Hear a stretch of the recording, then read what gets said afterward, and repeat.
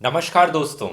हमारी सरकार एक नई फॉरेस्ट पॉलिसी ला रही है। इसके लिए इन्होंने एक फॉरेस्ट पॉलिसी के लिए एक ड्राफ्ट निकाला है नया, और इस ड्राफ्ट में दोस्तों कुछ ऐसी चीजें लिखी हैं जिससे हमारे देश के फॉरेस्ट को, देश के जंगलों को बहुत बड़ा खतरा पहुंचता है।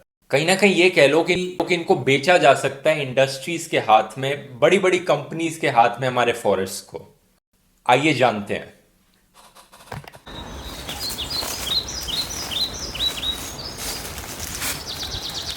तो दोस्तों, जो पुरानी 1988 की फॉरेस्ट पॉलिसी थी उसमें सेक्शंस थे राइट्स एंड कंसेशन पर, और एक सेक्शन था ट्राइबल पीपल एंड फॉरेस्ट पे। ये सेक्शंस फोकस करते थे इंडिजिनस लोगों के बारे में, जो आदिवासी लोग हैं फॉरेस्ट में रहते हैं, उनके लिए सेक्शंस बनाए गए थे।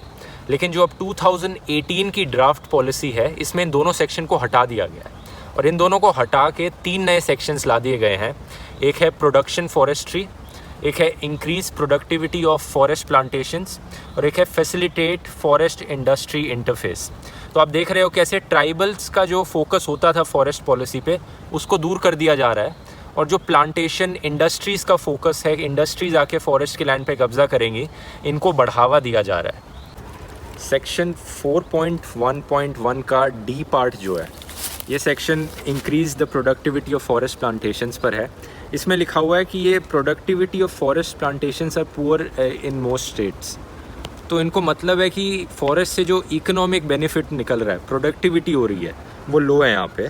और लिखते हैं this will be addressed by intensive scientific management of forest plantations of commercially important species like teak, sal, poplar, eucalyptus. इन प्लांटेशंस में प्रॉब्लम क्या है, अगर हम खाली कमर्शियल चीज़ों पे फोकस करेंगे ना दोस्तों, तो वही प्लांट्स को हमें लगाया जाएगा, और वो कमर्शियल प्लांट्स सिर्फ प्रॉफिट के लिए होते हैं। वो जो नेचुरल इकोलॉजी होती है एक स्टेट की, एक एरिया की, उसको फोकस नहीं करते हैं। तो जैसे यूकलिप्टस प्लांट्स जो हैं, वो बहुत सारा पानी सोख लेते हैं। 2016 में कर्नाटका गवर्नमेंट ने यूकलिप्टस प्लांट के बारे में ये कहा था कि जो वाटर टेबल डाउन जा रही है ना उनकी स्टेट में, वो इन प्लांट्स की वजह से हो रही है, क्योंकि ऐसे प्लांट्स, ऐसे ट्रीज़ उगाए जा रहे हैं इन जगहों पे जहाँ पे जो वाटर को सोख लेते हैं सारा। तो ये चीज़ बहुत गलत है कि ये फोकस कर रहे हैं खाली प्रॉफिट बनाने पे। हमें फोकस करना चाहिए जो नेचुरल इकोलॉजी है वहाँ की, उस टाइप के पेड़ उगाने में, ना कि वो पेड़ उगाने में जो पैसे दें, प्रॉफिट दें यहाँ पे। सेक्शन 4.2.1 प्रोडक्शन फॉरेस्ट्री के ऊपर है। इसमें लिखा है demand for timber and other forest produce is showing an increasing trend because of which the economy will continue to grow. फिर से यहाँ पे टिम्बर पे फोकस किया जा रहा है, इस पे फोकस किया जा रहा है कि कैसे टिम्बर की डिमांड्स मीट होंगी। इसमें लिखा है फिर स्टेट्स को इनकरेज किया जाएगा कि वो ऐसे प्लांट्स लगाएं जिससे कि इंडस्ट्रीज़ को वुड मिल सके, टिम्बर मिल सके। फिर से एक तरह से इंडिजिनस प्लांट्स को निगलेक्ट कर दिया जा रहा है। एक पुरानी रिपोर्ट ने बताया है कि जो ट्राइबल फॉरेस्ट होते हैं, जहाँ पे इंडिजिनस लोग रहते हैं, और जो नॉर्मल फॉरेस्ट होते हैं, नॉर्मल फॉरेस्ट में 5 टाइम्स ज़्यादा रेट है डिफॉरेस्टेशंस का, जबकि जहाँ पे ट्राइबल लोग रहते हैं।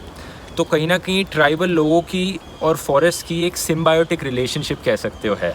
ये चीज़ हमारी पुरानी 1988 की पॉलिसी में भी मेंशन की गई है कि इन दोनों का साथ में रहना बहुत ज़रूरी है। ये दोनों एक साथ डेवलप होते हैं, एक साथ सुरक्षा करते हैं वहाँ के लोग फॉरेस्ट की, और वो अपना काम भी चला लेते हैं इससे। ये चीज़ आपको चिपको मूवमेंट में भी देखने को मिली थी, और काफ़ी बारी पढ़ा भी होगा आपने इसके बारे में। स्कूल में जॉइंट फॉरेस्ट मैनेजमेंट करके था, JFM। फॉरेस्ट रिपोर्ट 2017 ने बताया दोस्तों कि पिछले साल के कंपैरिजन में 1% इंक्रीज़ आया है फॉरेस्ट कवर में। ये चीज़ अच्छी न्यूज़ है, सुनने में आपको भी अच्छा लगेगा। लेकिन जो चीज़ इस फॉरेस्ट रिपोर्ट ने नहीं बताई वो ये है कि इनमें से कितने फॉरेस्ट एक्चुअली में फॉरेस्ट थे, नेचुरल फॉरेस्ट, और कितने फॉरेस्ट प्लांटेशंस थी। हमारी सरकार प्लांटेशन और नेचुरल फॉरेस्ट को एक ही तरह काउंट करती है। प्लांटेशंस को काउंट नहीं किया जा सकता फॉरेस्ट में, क्योंकि ऐसा भी, जैसे मैंने बताया, प्लांटेशंस ऐसा भी होता है कि अगर आप खाली कमर्शियली प्रॉफिटेबल चीज़ों की प्लांटेशन करोगे तो वो ज़मीन से पानी को सोखेंगे, और नेचुरल इकोलॉजी के लिए वहाँ पे अच्छा नहीं होगा। तो हमें ये भी नहीं पता कि नेचुरल फॉरेस्ट की डिफॉरेस्टेशन किस रेट से हो रही है आजकल। ये ड्राफ्ट पॉलिसी दोस्तों एक्चुअली 1 महीने पहले बनाई गई थी मिनिस्ट्री ऑफ एनवायरनमेंट के द्वारा, और तब इन्होंने कहा था किसी को भी सजेशंस देनी है तो वो इन्हें ईमेल पे लिख के सजेशन दे सकते हैं। लेकिन प्रॉब्लम क्या हो गई दोस्तों, 14 अप्रैल लास्ट डेडलाइन थी सजेशन देने की। तो मैं खुद भी लेट हो गया वीडियो बनाने में, लेकिन मुझे उम्मीद है कि अगर अभी भी हम इन्हें ईमेल लिखेंगे तो उन सजेशंस को वो कंसिडर कर लेंगे।